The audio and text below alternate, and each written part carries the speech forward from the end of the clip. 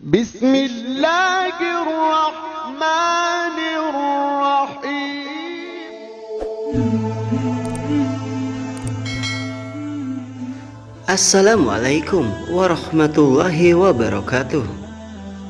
Abu Bakar As-Siddiq, Umar bin Khattab, Utsman bin Affan, serta Ali bin Abi Thalib merupakan 4 sahabat utama Rasulullah Shallallahu Alaihi Wasallam yang kemudian menjadi khilafah sepeninggal Nabi.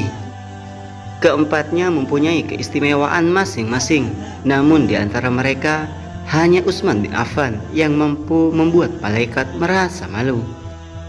Selain itu, pada masanya beliau dijuluki Abu Abdillah. Beliau juga digelari Dzun-Nurain, yang artinya pemilik 2 cahaya, karena menikah dengan 2 putri Rasulullah Shallallahu Alaihi Wasallam, yaitu Ruqayyah dan Ummu Kalsum. Kemuliaan lain yang dimiliki Utsman bin Affan adalah kedermawanannya dalam bersedekah. Utsman juga merupakan sosok sahabat yang pertama merangkum mushaf-mushaf yang tersebar menjadi sebuah kitab yang sekarang kita baca, yaitu Al-Quran. Ada satu kisah yang menggemparkan sifat mulia itu, sebagaimana yang diriwayatkan Aisyah radhiyallahu anha. Suatu kali ayahandanya Abu Bakar As-Siddiq meminta izin untuk bertemu dengan Rasulullah Shallallahu Alaihi Wasallam. Saat itu Nabi Shallallahu Alaihi Wasallam sedang berbaring. Demi menyambut Abu Bakar, beliau Shallallahu Alaihi Wasallam pun menjawab salamnya. Posisi beliau tetap di atas tempat tidur, tetapi bagian gamisnya sedikit terangkat, sehingga menampakkan sebagian betisnya. Usai berbincang-bincang, Abu Bakar pun pamit. Tak lama kemudian, Umar bin Khattab minta izin untuk menemui Rasulullah Shallallahu Alaihi Wasallam. Setelah menyampaikan maksud kedatangannya, Umar pun ikut pamit pergi dari rumah Rasulullah Shallallahu Alaihi Wasallam. Setelah itu, kini giliran Utsman bin Affan yang ingin bertemu Rasulullah Shallallahu Alaihi Wasallam. Setelah memberi izin, Aisyah memperhatikan suaminya itu kini mengubah posisi duduknya, sehingga betisnya yang tadi tersingkap menjadi tertutup. Wahai Rasulullah, engkau tidak bersiap begitu kedatangan ayahku. Dan Umar bertanya, Aisyah radhiyallahu anha, Utsman bin Affan merupakan seseorang yang pemalu. Bila dia masuk sedangkan aku masih berbaring, pasti dia malu untuk masuk dan aku cepat-cepat pulang, padahal dia belum menyelesaikan keperluannya. Wahai Aisyah, tidaklah aku patut malu kepada seseorang yang disegani oleh para malaikat. Jelas Rasulullah Shallallahu Alaihi Wasallam. Demikianlah Nabi Shallallahu Alaihi Wasallam menerangkan, bahkan para malaikat pun bersikap malu terhadap Utsman bin Affan. Sifat itu merupakan teladan bagi umat Islam, sebab hal itu sendiri diajarkan oleh baginda Rasulullah Shallallahu Alaihi Wasallam. Dalam sebuah hadis, Rasulullah Shallallahu Alaihi Wasallam bersabda, malu tidak menimbulkan sesuatu kecuali kebaikan. Terkait sifat mulia ini, Nabi Shallallahu Alaihi Wasallam memuji Utsman bin Affan.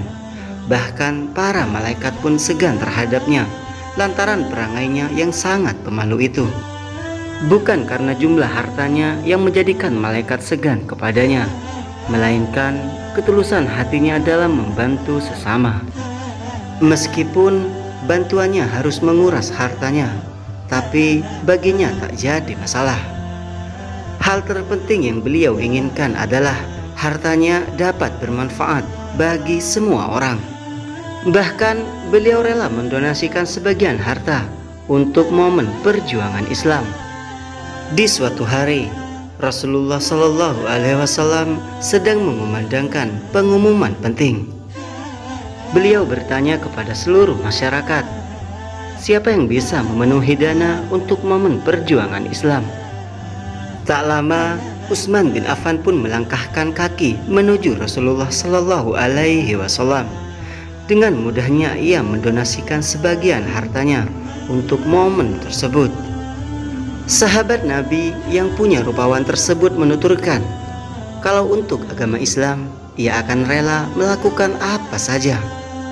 Selain itu, diriwayatkan dari Imam Ahmad bin Hanbal bahwa ketika Al-Hasan ditanya tentang orang yang beristirahat pada waktu tengah hari di masjid, maka ia menjawab, "Aku melihat Utsman bin Affan beristirahat di masjid, padahal ia sebagai khalifah.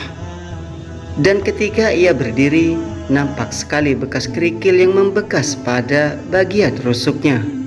Sehingga kami berkata, ini Amirul Mukminin, ini Amirul Mukminin." Ibnu Abi Hatim telah meriwayatkan dari Abdullah bin Umar, seraya ia berkata dengan firman Allah, "Apakah kamu, hai orang musyrik, yang lebih beruntung, ataukah orang yang beribadah di waktu malam dengan sujud dan berdiri, sedang ia takut kepada azab akhirat yang mengharapkan Tuhannya? Katakanlah, adakah sama orang-orang yang mengetahui dengan orang-orang yang tidak mengetahui? Sesungguhnya orang yang berakallah yang dapat menerima pelajaran." Quran Surat Az-Zumar ayat 9. Yang dimaksud itu adalah Utsman bin Affan. Utsman bin Affan wafat pada tahun 35 Hijriah pada pertengahan Tasyrik, tanggal 12 Dzulhijjah, dalam usia 80 tahun lebih. Khalifah Utsman bin Affan dibunuh oleh kaum pemberontak Khawarij di dalam rumahnya. Ketika Utsman terbunuh, istri beliau berkata, "Mereka telah tega membunuhnya, padahal mereka telah menghidupkan seluruh malam dengan Al-Quran." Utsman bin Affan termasuk di antara 10 sahabat yang dijamin masuk surga lewat lisan Nabi. Meskipun telah wafat, kedermawanannya selalu dikenang oleh umat Islam. Mulai dari membeli sumur Yahudi, menyumbang 300 ekor unta pada perang Tabuk, dan masih banyak yang lainnya. Utsman dikenal sebagai sahabat Nabi yang banyak menginfakkan hartanya di jalan Allah Subhanahu wa Ta'ala. Dari Abu Hurairah radhiyallahu an bahwa Rasulullah Shallallahu alaihi wasallam pernah bersabda, "Setiap nabi memiliki teman karib di surga, dan teman karibku di surga adalah Utsman bin Affan." Semoga kisah Utsman bin Affan ini bisa menjadi suri teladan bagi kita semua, agar semakin menambah iman kita kepada Allah Subhanahu wa Ta'ala. Amin ya rabbal alamin. Assalamualaikum warahmatullahi wabarakatuh.